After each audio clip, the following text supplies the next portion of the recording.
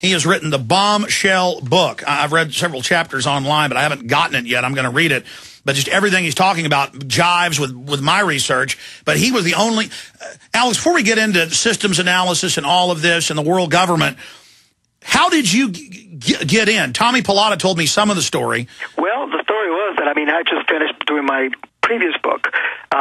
This book is called Soldiers of Reason. The previous one was called Shadow Enemies, which was, the one about the terrorists that were sent here by Hitler, a personal mission from Hitler right after Pearl Harbor to start a wave of terror in the United States with, that landed on 2 U-boats, one in Long Island and one down in Florida. And, but the guy who was heading the whole thing flipped. He went over to the FBI, but the FBI wouldn't listen to him. So he had to personally go down to Washington. And then, so it was like a ticking time bomb after that. And the Germans wanted to blow up ammunition dumps. Yes. Oh, not only that, they also wanted to blow up the aqueduct, the waterworks in New York City. They wanted to put bombs in train stations, in major Jewish-owned department stores, which back then in New York meant probably most of them. It's amazing what they wanted to do. So it was like this whole FBI race trying to, first of all, they didn't believe the guy. Then when they did believe him, then they had to find all the other people that had scattered all over the country. So it was a fascinating story. In any case. Well, that's how research works. You're doing something on one thing, and then it leads you to something entirely different. Absolutely. So I was citing books for that book when I saw that, because I co-wrote that, and a friend of my co-author was there, and this person happened to be fairly highly placed within the R.A.N.D. organization. And I realized, oh my God, the last time I heard about R.A.N.D, I was back at Columbia. I was in college. And, they were like masters of deception and this and that. I was thinking, I wonder if anybody's done anything about that. And so I started looking up, the research, doing some research whether anybody had written about it, and apparently nobody had for a long, long time. And I approached them, and much to my surprise, they said, yes, we'll do it. And at the time, they told me this was either the smartest or the dumbest move we have ever made. I don't know. That's for others to decide. In any case, they opened up their files, and they were totally cooperative. I have nothing bad to say about that. However, I do think that they expected a different perspective. I laid down the facts just as they are, but I think that they expected me to come to different conclusions. So you literally got a first-class ticket on that express elevator down the rabbit hole. That's right. Very good. Very well put. That's exactly how I felt, because the times you read these things and you go, how could this be true? How could they be? It's like... some of the plans that were gestated over there at R.A.N.D. were even like 50 years later, you read them and you say, how could anybody ever think of anything like this? Not only, obviously, control the population, but when you talk about nuclear destruction, about nuclear holocaust, how we can survive even if 50 million people die, because all of them will be dead, but yet we'll be surviving. And I'm thinking, this is like insane. And of course, that's one of the things that Eisenhower was against, because Eisenhower, having been a general, he knew what death was all about. Oh, yeah, Curtis LeMay, for those that don't know, he wanted to have nuclear war, and a lot of them did, and the R.A.N.D. Corporation was there going, literally the scene from Dr. Strangelove where the general's saying, look, let's have the nuclear war. It's going to be great. We've got lots of mine shaft underground bases. There'll be 10 women for every man. Absolutely. Not only that, they went far beyond that. The main guy who did that, was a popularizer of that particular approach, was a guy named Herman Kahn, who was like this big, fat guy who worked, who was later became a futurologist, thinking about what the future is going to be like. But at the time, he was a physicist who had been hanging out with all these different people at R.A.N.D. who had developed all these different concepts, and he just decided to give lectures on this. And when people first heard this, like in the 1950s, early 60s, and I was a kid at the time, I vaguely remember all this, people were throwing up when they heard these things. And, it was mass murder, basically, is what we're talking about. But yet, they said, no, this is the rational way to do things. This is what we have to do if we want to win. And Eisenhower, when he heard all these things, he said, you guys are nuts. There's no way we're going to do this. And that's why he cut down the Pentagon budget. And at that same time, Lemnitzer, the head of the Joint Chiefs, came to him with Operation-Northwoods that my intel shows was R.A.N.D. influenced, and said, let's stage terror attacks, sir. Let's remote control airplanes and crash them. Let's bomb D.C. Stay there. We're going to come back with stage terror, global government, control of the U.S. population, water fluoridation, the loving helpers at the R.A.N.D. Corporation. They gave you the internet, in-flight refueling, systems analysis, everything. You like living in the New World Order? You can thank the R.A.N.D. Corporation. We'll be right back with our amazing guest and tell you how to get his book.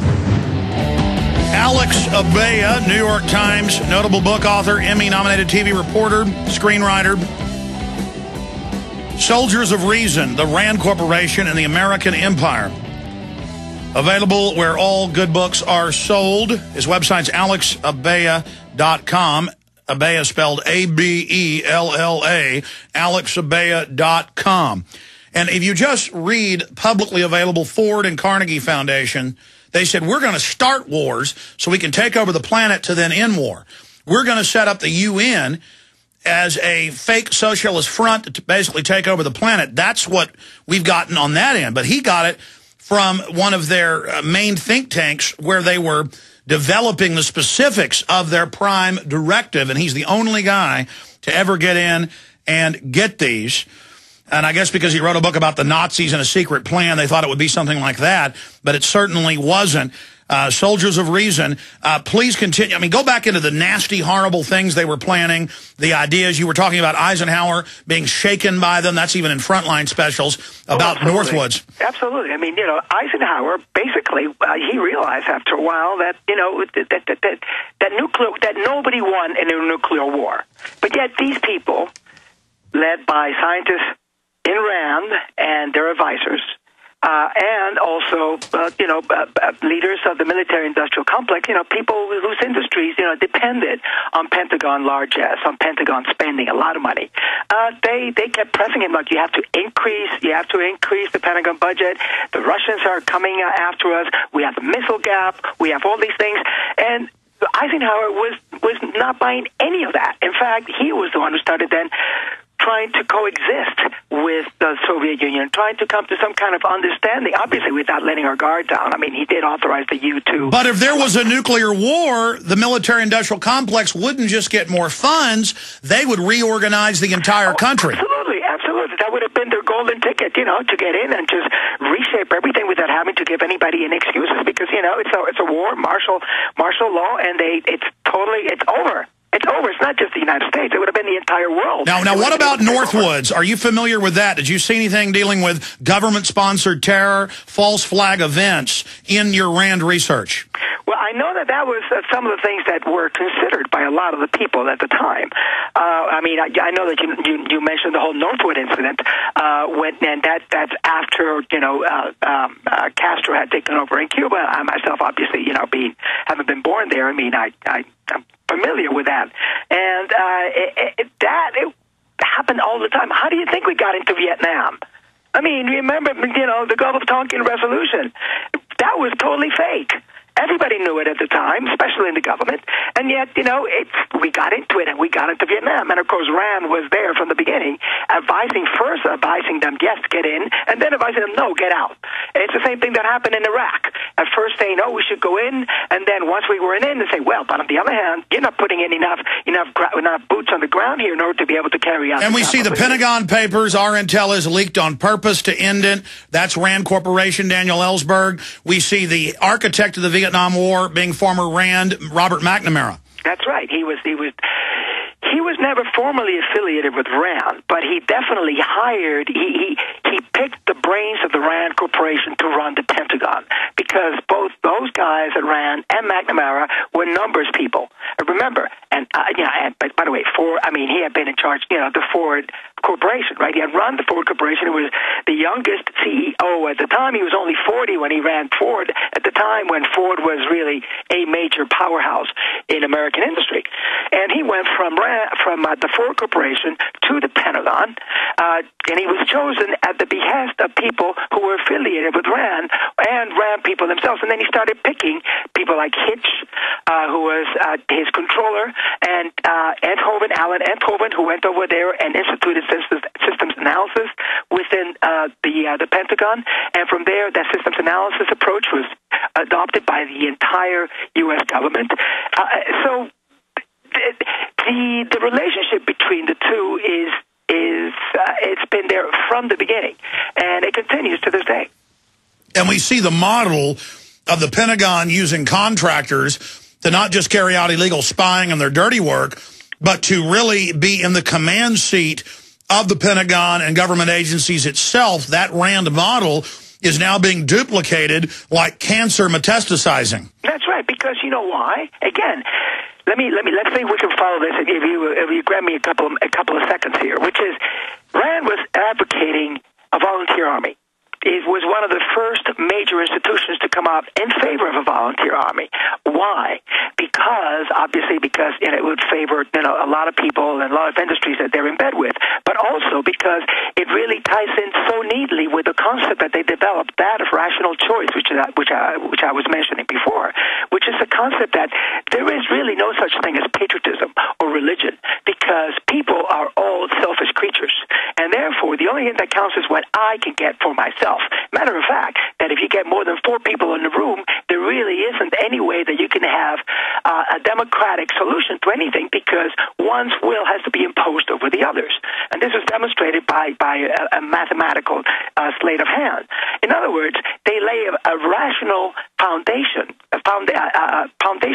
for the changes in the approach to our government that would definitely change the physiognomy of the country and the way that we live today. I mean, that's how they were able to come up with the foundation for deregulating industries, for charging, in some places charging you for getting going into certain areas of certain areas and charging you more for a license in different places, even for the deductible. I mean, the deductible on your health insurance, that came out of an experiment that was carried out by R.A.N.D.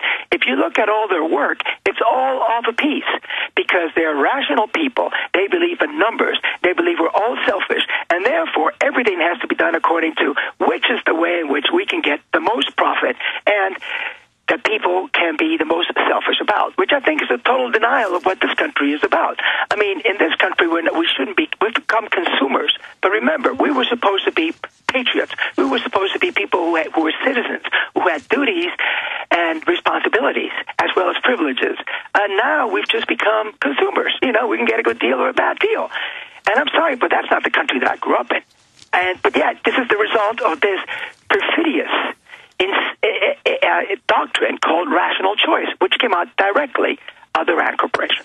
So this is how they break it down to primitive mass movements of psychology. And Google and the Pentagon now admit they, quote, have software that can predict mass movements and even individual movements. And so they're always 100 steps ahead of us, knowing what our deepest desires are, literally like the devil. They know what we will sell out for when they take us up on the mountain, and we end up doing it for chicken feed, and they figured out all the different actuaries to do that. And I want you to expand on this, but I wanted to go over just some mainstream news headlines from today. Obama's internet wiretap move, just one small facet of total domination project. Here's Wired Magazine. Exclusive Google CIA invest in future of web monitoring. The investment arm of the CIA and Google are both backing a company, itself backed by the government, that monitors the web in real time and says it uses the information to predict the future. So how do they get the Pentagon people to go along with this? They have them retire. They go into this software company, and now they get a profit from surveilling the public.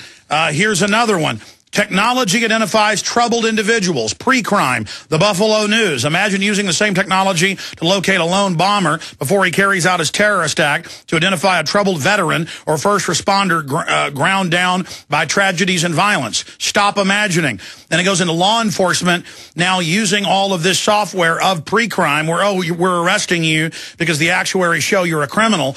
This is the system. You talk about R.A.N.D helping develop with DARPA what we know as the internet.